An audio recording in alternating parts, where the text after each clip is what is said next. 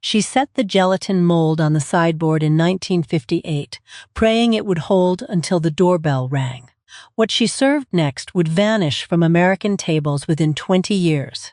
Every one of the 30 recipes on this list once had a job to do. They announced status, showed off a new refrigerator, or turned an ordinary Tuesday into an event worth dressing for. Etiquette books of the era spelled out exactly how many deviled eggs belonged on a tray. One dish on this list traces back to a single restaurant exhibit at a single World's Fair.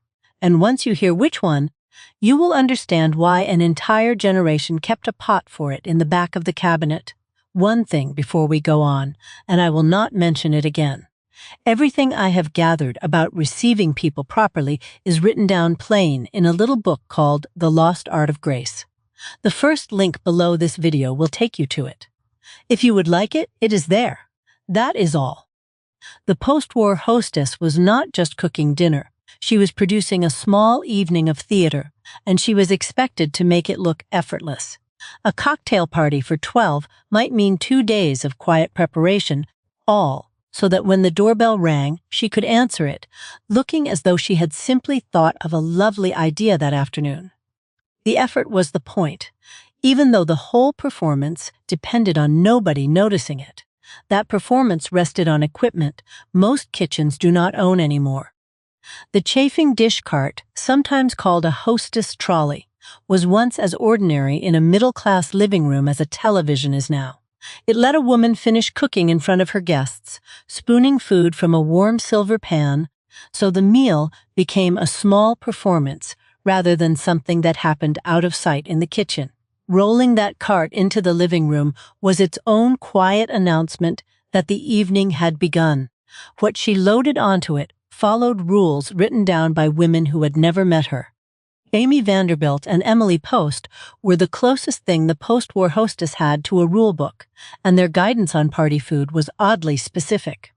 A cocktail tray needed enough pieces per guest, canapes needed to be small enough for one bite, and a ladies' luncheon was expected to include a molded salad as a matter of course. Getting it wrong was not a disaster, but it was noticed, quietly, by the other women at the table. The first course on that table was rarely the one anyone remembers best. Deviled eggs sound simple, but the version served at a proper 1950s cocktail party was never just eggs and mayonnaise. They were piped, not spooned, arranged in careful rings on a dedicated glass egg plate, then finished with a precise dusting of paprika that told guests this tray had been thought about in advance. A hostess without an egg plate borrowed one because serving them flat on a regular dish was its own small confession. The plate mattered almost as much as what sat on it. A cheese ball rolled in chopped nuts was the centerpiece a hostess could make a full day ahead, precious in a schedule with almost no slack. Cream cheese, sharp cheddar, and grated onion were worked together by hand, formed into a sphere, and pressed into a coat of chopped pecans until it looked more like a small sculpture than food. Guests circled it with crackers before dinner was even announced, and it disappeared faster than almost anything else on the table. What came next required far more nerve. Stuffed celery filled with pimento cheese looks plain, but it earned its spot through sheer reliability. Pimento cheese itself, a southern staple built from sharp cheddar and jarred pimentos, was piped into celery ribs and cut into neat 2-inch pieces guests could eat standing up without a plate. It was the food equivalent of a good pair of gloves, unglamorous but never wrong. The bridge club circuit ran almost entirely on food this dependable. Cheese straws, thin twists of sharp cheddar pastry baked until crisp, were a Southern Bridge Club staple, kept in tins, so a hostess always had something ready the moment company arrived unannounced. They took real patience, twisting each one by hand before baking, and a good batch was judged by how evenly they snapped. Some women guarded their exact ratio of butter to cheese the way others guarded a family jewel, refusing to write it down for anyone outside the family. That kind of secrecy runs through more of this list than you might expect. Ribbon sandwiches turned ordinary bread into something closer to a jeweler's display than a snack. Thin slices of white and brown bread were stacked in alternating layers with fillings like egg salad or olive spread, crusts trimmed away, then sliced into narrow strips so each piece showed a striped cross-section. A full tray took real time and was usually made the morning of the party so the bread would not go soft. Guests often did not realize how much labor sat inside something that small and pretty. Olive nut spread sandwiches were a strange little marriage of chopped green olives, mayonnaise, and ground walnuts, spread thick on soft white bread and served in dainty triangles at a ladies' luncheon. The brininess of the olives against the richness of the nuts was considered genuinely sophisticated, and women swapped the recipe at bridge tables for decades as though it were a secret worth having. It shows up in almost every mid-century church cookbook, credited to a specific name, never to a company or a magazine. Deviled ham finger sandwiches leaned on a genuinely old convenience product. Canned deviled ham, dressed up for company with softened butter, minced pickle, and crustless white bread cut into tidy fingers. The trick was never letting a guest guess that the base came from a can. A good hostess folded in enough of her own touches that the dish read as her own creation rather than something opened with a key. That instinct, hiding the shortcut, explains a lot of what is coming next on this list. Rumaki, strips of bacon wrapped around chicken liver and a slice of water chestnut, glazed in a soy and brown sugar sauce and broiled until crisp, was the appetizer that turned a backyard into another continent for one evening. It grew out of the Tiki restaurant boom, and home hostesses copied it for their own luau-themed parties without ever setting foot near the Pacific. The whole genre it came from had a rivalry behind it that most guests never knew about. That rivalry belonged to two restaurateurs who each claimed to have invented the tiki bar, competing for decades over who had built the first fantasy of a tropical island. Rumaki, along with skewered glazed meats and elaborate rum cocktails, was largely invented by these mainland showmen rather than imported directly from any Pacific Island tradition. It was, in a real sense, American food wearing a costume, and guests loved it precisely because the costume was so convincing. Not every appetizer on this list needed a costume to impress. Bacon-wrapped dates and bacon-wrapped water chestnuts were simpler cousins of rumaki, needing only a toothpick and an oven. The salt of the bacon against the sweetness of the date, or the crunch of the water chestnut, gave guests something to reach for again and again without ever quite deciding why they liked it so much. It was one of the few appetizers on this list that has genuinely never gone out of style, quietly surviving party rotations that forgot almost everything else here. Pigs in a blanket, cocktail franks, wrapped in pastry or biscuit dough and baked until golden, were the one appetizer nearly everyone at the party could agree on. They needed almost no skill, only patience for the wrapping, and a hostess could make dozens in an assembly line. Their real secret was how well they traveled, staying warm and appealing on a chafing dish tray for an entire evening without wilting. Not every dish on this table could survive being left out that long. Cocktail winers simmered in a sauce of grape jelly and chili sauce sound like a joke today, but the sweet and tangy combination made them one of the most requested dishes at any chefing dish party. A hostess kept the little sausages warm over a low flame for hours, and the sauce thickened slightly as the evening went on, clinging to each bite. Nobody could quite explain why it worked. They only knew the serving dish was always scraped clean by the end of the night. Shrimp cocktails served the proper way meant chilled shrimp hung over the rim of a stemmed glass filled with crushed ice, a small dish of cocktail sauce nestled at the bottom, presented individually to each guest. It was one of the more expensive dishes a hostess could serve, a deliberate signal that this particular evening mattered more than the last one. The glassware itself, sold specifically for this purpose, sat unused in a cabinet for months until an occasion finally justified bringing it out. Chicken liver pate, smooth and rich, spread thin on crackers or toast points, was the dish a hostess served when she wanted the room to know she had spent real time in the kitchen the day before. It required cooking the livers slowly, then working in butter and brandy or sherry until the texture turned silky rather than grainy. Served from a small crock with a butter knife resting beside it, it asked guests to serve themselves. A small act of trust that not every dish on this table extended. Jellied consommé madrileine, a chilled tomato-tinted beef broth, set just firm enough to hold a spoon upright, was served in small cups as the first course of a formal summer dinner, announcing that the evening ahead had been planned with real care. Getting the gelatin ratio exactly right took practice most home cooks only earned after several failed attempts nobody outside the kitchen ever saw. That same gelatin skill was about to be asked to do something far more ambitious. Vichyssoise, a cold soup of pureed leeks and potatoes finished with cream and served chilled in a cup, was the sophisticated cousin of jellied consommé, and serving it correctly meant getting the temperature exactly right. It let a hostess prove she understood French technique without needing a single fancy ingredient beyond what sat in her own garden. A soup this quiet was never going to be the dish anyone talked about days later, but the salads coming next absolutely were. The molded gelatin salad we laugh at today was never a shortcut, it was closer to a dare. Home refrigerators ran unevenly, and getting a salad to set firm enough to unmold in front of guests was a genuine risk. A collapsed mold meant a ruined centerpiece and a long walk back to the kitchen. A perfect one, standing tall on a doily-lined plate, was proof that a woman's kitchen could be trusted completely. 3 of the boldest molds on this list were about to test exactly how much nerve she had. Tomato Aspic, a savory gelatin built from seasoned tomato juice and often set with bits of celery or green pepper suspended inside it, unmolded onto a bed of lettuce, was the single most requested item at a Southern ladies' luncheon for decades.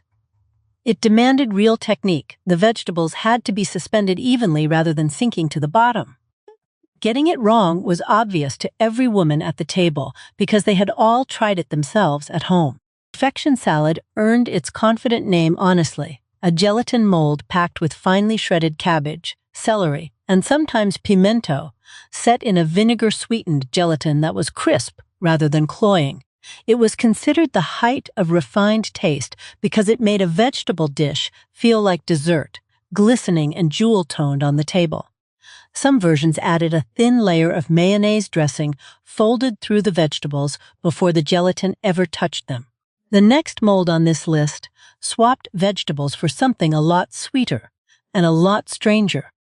Lime jello set with cottage cheese, crushed pineapple, and sometimes chopped walnuts folded through it was one of the strangest combinations on this entire list, and also one of the most beloved, showing up at potlucks and holiday tables well into the 1970s.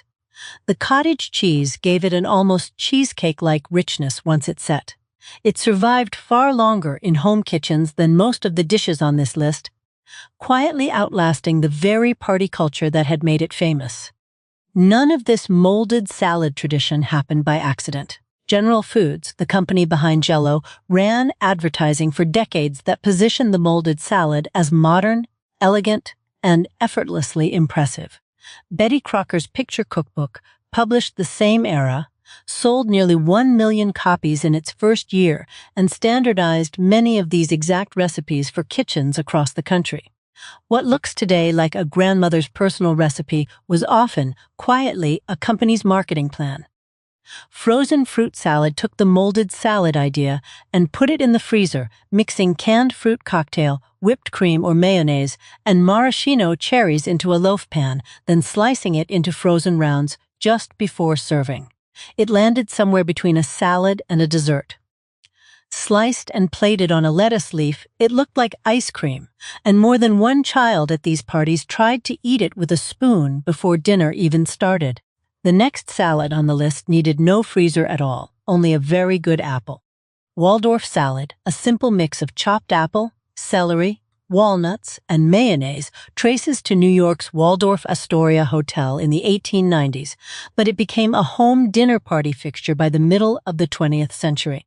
Its appeal was its balance, the crunch of celery against the softness of apple, a dish that felt fresh and modern, It was one of the few salads on this list that needed no gelatin and no chilling drama. The dish right after it brought marshmallows into a fruit salad and made that feel elegant too. Ambrosia, a chilled mix of orange and grapefruit segments, shredded coconut, and miniature marshmallows, was a holiday table fixture built around citrus that was a genuine winter luxury for much of the year. Its name, borrowed from the Greek gods, delivered on that promise with every spoonful.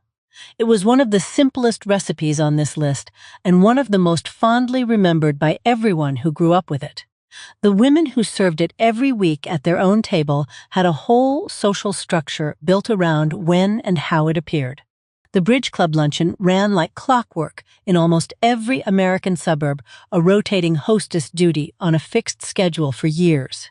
It was where most of these molded salads and finger sandwiches got used, tested, and traded. Did your mother or grandmother belong to a club like this? One with its own rotating hostess and its own unwritten rules? I would love to hear how it worked in the comments. Whatever she served at her own table, one recipe on this list was about to travel much farther than her dining room ever could. By the time the cold courses cleared, the tone of the party shifted, and so did the equipment. The molded salads and canape trays that had shown off patience and precision gave way to something hotter, more social, and more dependent on the chafing dish being wheeled back into the room. This next stretch of the menu is where the smorgasbord tradition, borrowed wholesale from a Scandinavian pavilion at a World's Fair, quietly reshaped what an American hot buffet was supposed to look like for the next 3 decades.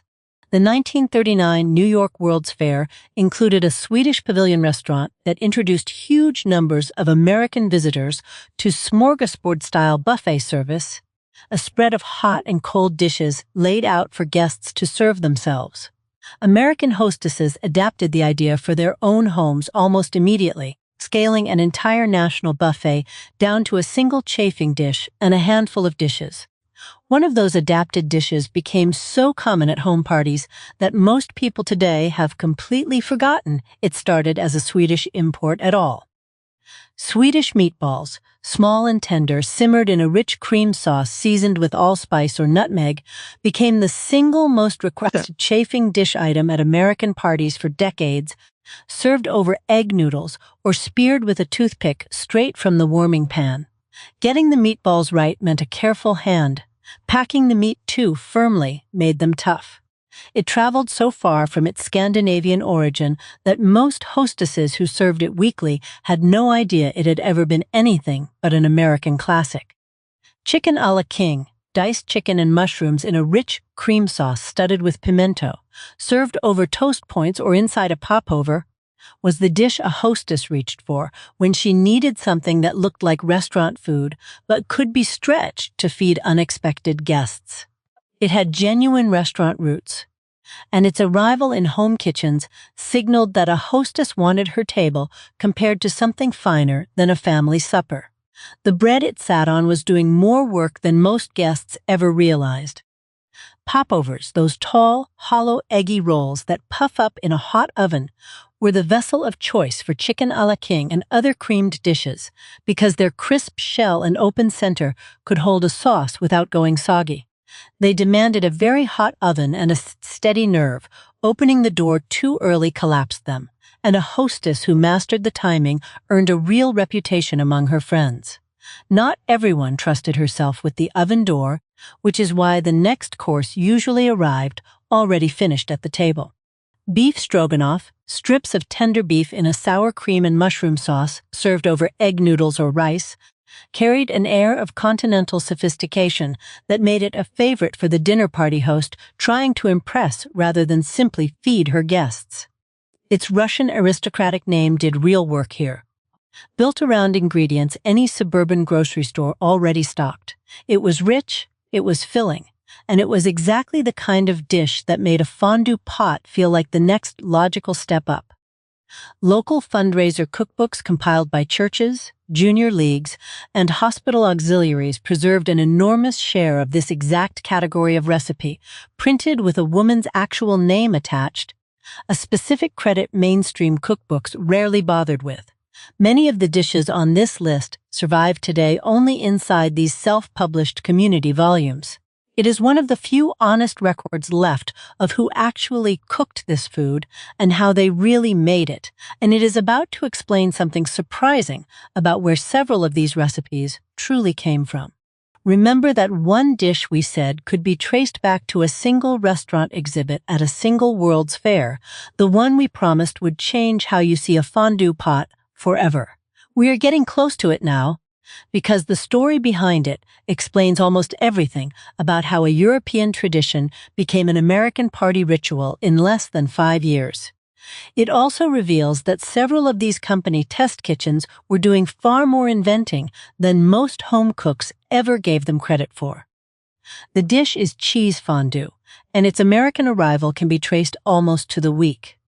At the 1964 New York World's Fair, the Swiss Pavilion restaurant served melted cheese fondue to crowds of American visitors, a communal pot of wine-laced cheese into which guests dipped cubes of crusty bread on long forks.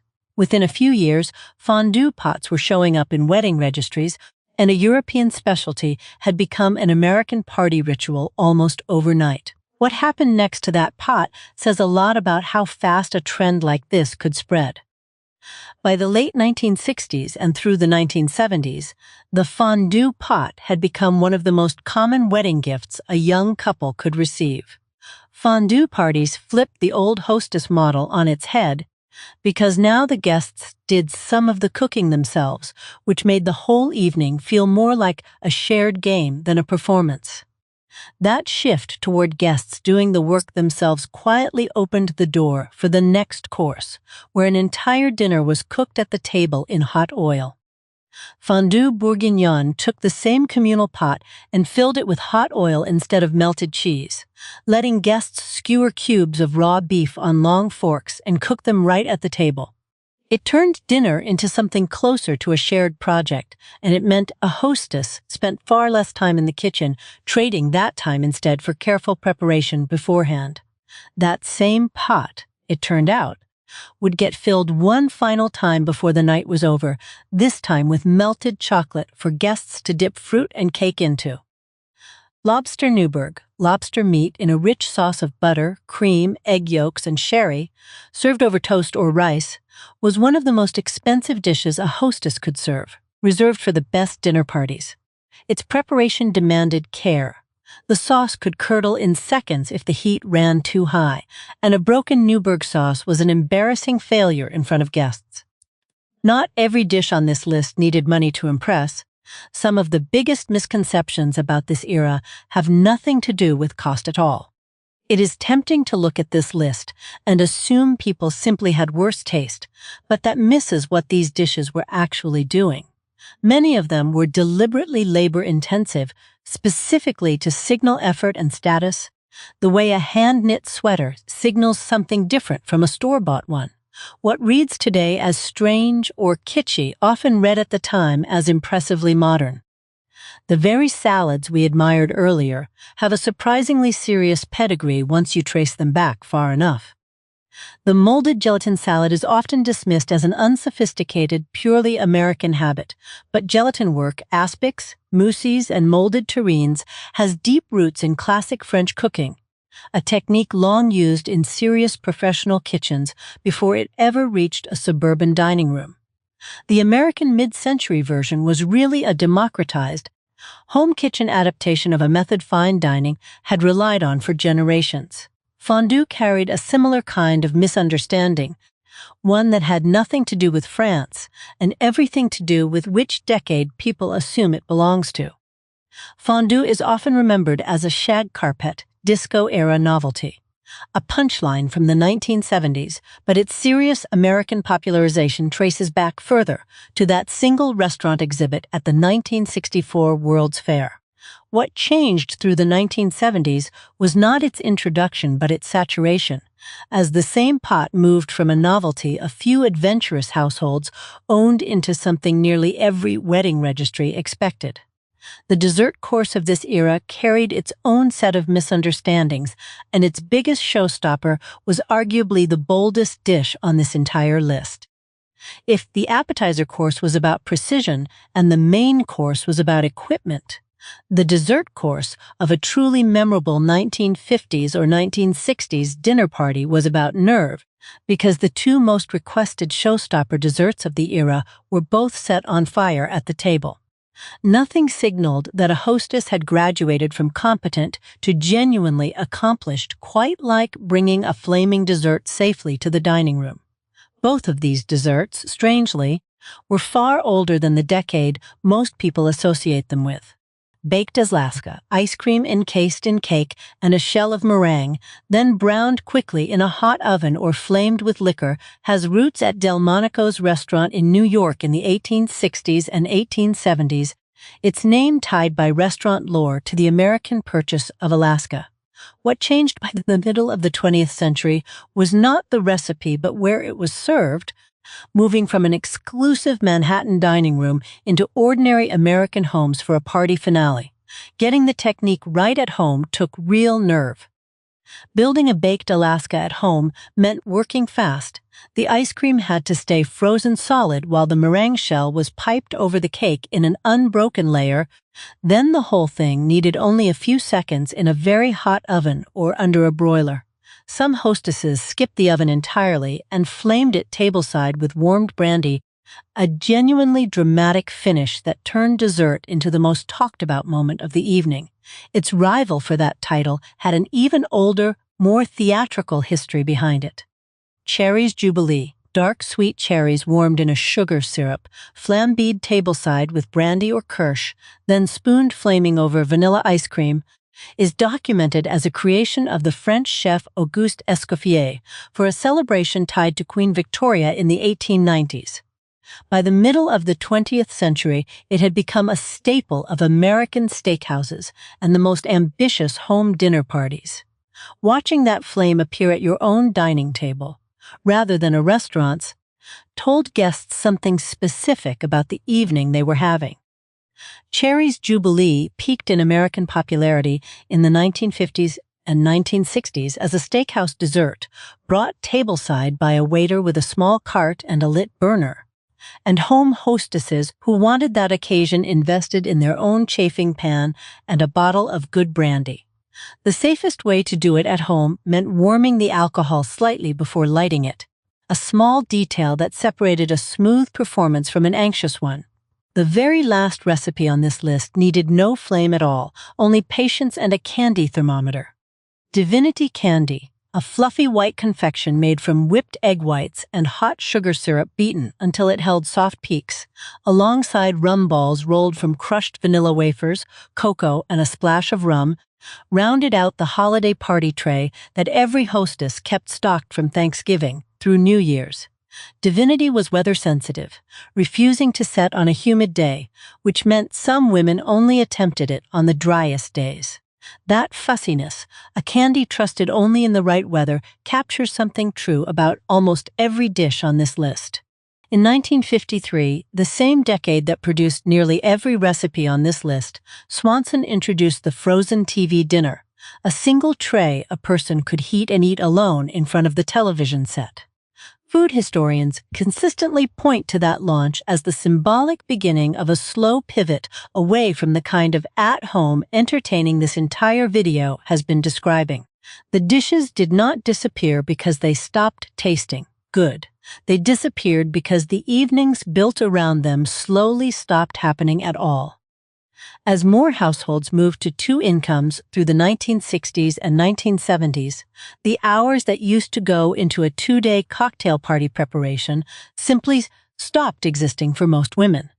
It was never really about any single recipe falling out of favor. It was about the entire social structure of regular in-home entertaining losing the free hours it depended on. What replaced those long evenings at the dining table turned out to be a much quieter kind of gathering, if it was a gathering at all. Sociologists studying American social life have documented a long, steady decline in home-based socializing over the second half of the 20th century, the kind of regular in-home gathering that once organized entire neighborhoods. The dinner party did not just lose its recipes, It lost the surrounding habit of routine face-to-face hosting that made those recipes necessary in the first place. That decline is still the subject of real research today, and it is exactly why a list like this one keeps finding a new audience decades after anyone actually made these dishes. Those same church, junior league, and hospital auxiliary cookbooks that first preserved these recipes are increasingly being sought out, digitized, or resold as collectibles by home cooks trying to find an authentic version of a dish their own grandmother once made. Secondhand copies, their spines cracked and pages stained, often carry more real history in the handwritten margin notes than any professionally published cookbook ever could. That raw material is still being actively rediscovered rather than fully lost, which means this list is far from the last word on any of it. So the honest answer to why these 30 recipes disappeared has little to do with flavor and everything to do with time. Dishes that needed a full day of advanced preparation, a chafing dish finished tableside, or a flame lit in front of guests required an unhurried evening that stopped being available to households. The recipes were never the fragile part, the free time around them was, and once that vanished, they had nowhere left to be cooked. There is one more irony here, and it has to do with where they came from. Many of these appetizers leaned hard on canned and jarred convenience products marketed at the time as modern canned ham, jarred pimento cheese, and a hostess embraced every one of them as long as the final presentation read as composed and formal. The post-war homemaker was never a purist rejecting convenience. She was a skilled editor who took a shortcut and dressed it in enough of her own touches that nobody could tell the difference. That editing instinct is the same one behind a secret hiding in several of these recipe cards. Here is that secret. General Mills, General Foods, and Ralston Purina all developed and promoted many of these recipes. The Chex Party Mix recipe was first printed on the back of a cereal box in 1952 by the company itself, not handed down through a family. A dish that reads today as somebody's grandmother's recipe, treated like a family heirloom, may have started life as an advertising department's invention. That does not make the memory of eating it any less real, but it does change the story a little. Somewhere in nearly every American family, there is wooden or tin recipe box with a card in it, labeled simply with a woman's name, copied by hand from mother to daughter for 2 or 3 generations. Whether that particular card started as a company's advertisement or a genuine original creation almost stops mattering the moment it becomes attached to a specific person's handwriting and a specific memory of her kitchen. That box, more than any single dish inside it, is really what this whole list has been circling back to. Etiquette guides of the era got remarkably specific about small things that seem almost funny now, exactly how many pieces should sit on a past hors d'oeuvre tray per guest, and which finger foods required a small plate versus a napkin alone. Following those rules perfectly was invisible. Nobody complimented a hostess for getting the math right, but breaking one of them was noticed instantly by every woman in the room.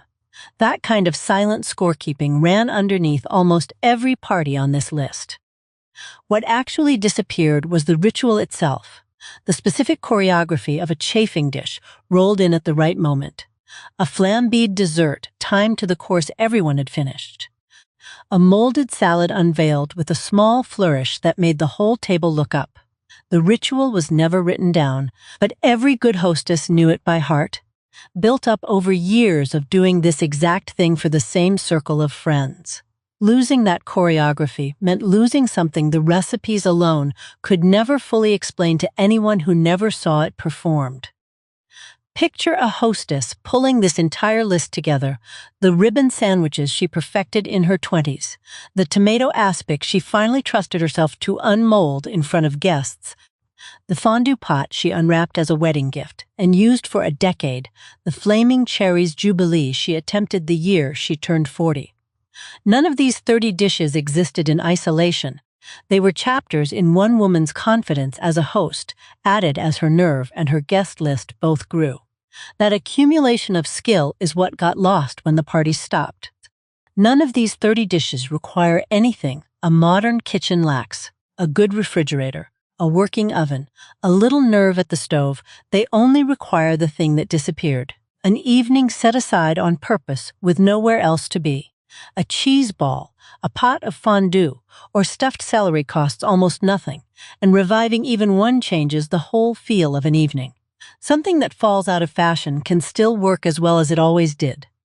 Worth remembering the next time an occasion calls for one. So much of what built an entire evening's worth of entertaining, the timing, the tray arrangements, the exact way a mold was unveiled, was never written down because it lived only in the hands and memory of the woman doing it, tucked inside a water-stained community cookbook or a recipe card nobody thought to photograph. Once she was gone, so was a great deal of the knowledge, unless somebody had thought to ask her while she was still standing at that stove. 30 recipes, from a piped deviled egg to a flaming pot of cherries, all came out of the same handful of decades, sharing one instinct: an evening deserved real effort and a little theater. Cold courses that tested a hostess's nerve with gelatin, chafing dish mains from a World's Fair pavilion, a fondue pot that turned guests into their own cooks, and a dessert course that ended, twice, in flames. Every one of them was somebody's specialty once, and most are still sitting in a recipe box somewhere, waiting to be opened again. She knew how to make a room feel like home, not because she owned better dishes or a bigger dining room, but because she understood that hosting was an act of attention, noticing who needed a fuller glass, who was standing alone near the door. The recipes were only ever the visible part of that attention, the part you could photograph or write down on a card. The quieter part, the part that actually made guests want to come back, is the part this whole video has really been trying to describe. It is easy to romanticize an era and just as easy to dismiss it. Neither reaction does justice to the women who lived it, who produced an evening's hospitality with little acknowledgement it was serious work. They were not following outdated rules. They were solving a problem: how to make a house feel warm and a guest feel wanted. That is not a lesser skill than anything we value today. It may be one we stopped practicing, and there is time to see what that practice looked like before we closed the parlor door. Compare that whole evening: the chafing dish wheeled in, the flaming dessert, the molded salad unveiled to a small gasp from the table, to an ordinary Tuesday supper only 20 or 30 years later, eaten quickly and alone.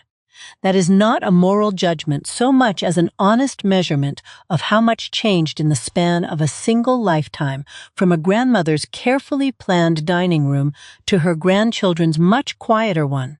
The gap between those two evenings is exactly where this channel likes to spend its time.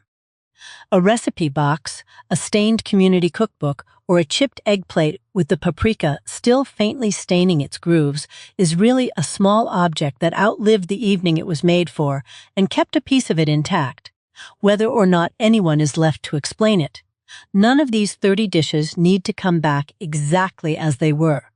But knowing they existed, and knowing exactly what they were trying to do for the people at that table, changes how you might set your own table the next time it matters. If just one dish from this list found its way back onto a table this year, a cheese ball at a holiday gathering, a flaming dessert attempted once, that would be enough to call this list something more than nostalgia. It would mean the effort and attention paid to people because they had walked through the door back in an ordinary week. That is a small thing to ask of 30 old recipes, and not a small thing at all, worth sitting with as this evening in the parlor comes to a close. Think back to that gelatin mold sitting on the sideboard in 1958, the one a hostess prayed would hold until the doorbell rang. It held. The salad was unveiled to a small round of approval, and nobody at that table had any idea they were eating something that would all but vanish from American life within 20 years. She did not know it either. She was just trying to make one evening feel special for the people walking through her door, which is the whole reason this list is worth remembering at all. So much of what built an entire evening like hers is hiding today in what nobody thought to save, and 30 forgotten party recipes are just 30 small doors into that world. each one leading to a woman who is not around anymore to tell you exactly how she did it. That is what this channel exists to do, to open those doors gently and let you stand in the room for a few minutes before it closes again. There is one thought left worth leaving you with before this particular door closes for tonight. Every one of these 30 recipes eventually asks the same quiet question: whether we have grown too busy for this kind of care, or whether we have decided that other people are no longer worth this much trouble. Neither answer is comfortable, and this channel does not pretend to have a tidy one. What is certain is that the women who built these evenings from nothing but a chafing dish, a gelatin mold, and real attention to the people around their table deserve to be remembered as intentional, skilled, and ambitious, not simply quaint. If this kind of evening still speaks to you, if you have your own memory of a bridge club luncheon like the one we talked about, a rotating hostess, and her own unwritten rules, this is exactly the parlor for that. Subscribe if you want more of these forgotten rituals brought carefully back into the light, one recipe box and one dinner party at a time. Your grandmother knew how to make a room feel like home, and there is always more of what she knew waiting here for you.